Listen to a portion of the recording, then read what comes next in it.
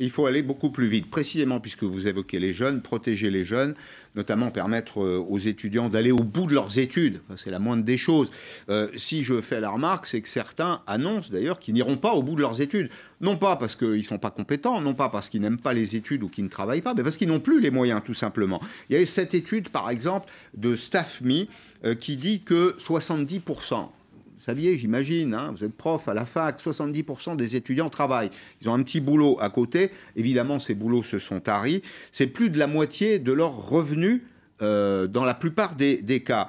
Vous avez 46% de ces jeunes gens qui ont renoncé à des soins et vous en avez 52%, c'est beaucoup, qui pensent renoncer à une année supplémentaire d'études parce qu'ils rencontrent des difficultés. Alors oui, c'est à s'arracher les cheveux pour ceux... Génération sacrifiée, comme on dit, ou corps sacrifié. Alors il faut faire quelque chose. Écoutez bien cette proposition.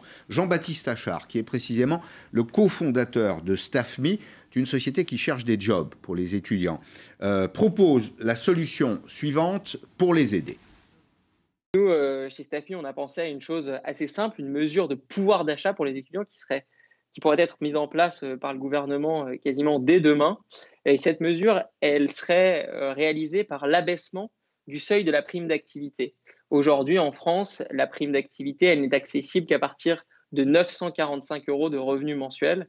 Ce qu'on propose, c'est d'abaisser ce seuil à 500 € de revenus pour les étudiants, ce qui leur permettrait, quel que soit leur job, qu'il soit sous un format de stage, sous un format de job ponctuel, salarié ou indépendant, ou encore un apprentissage, de bénéficier beaucoup plus tôt de la prime d'activité et ainsi de pouvoir gagner en pouvoir d'achat pour lutter contre cette situation actuelle et urgente qu'est la précarité étudiante.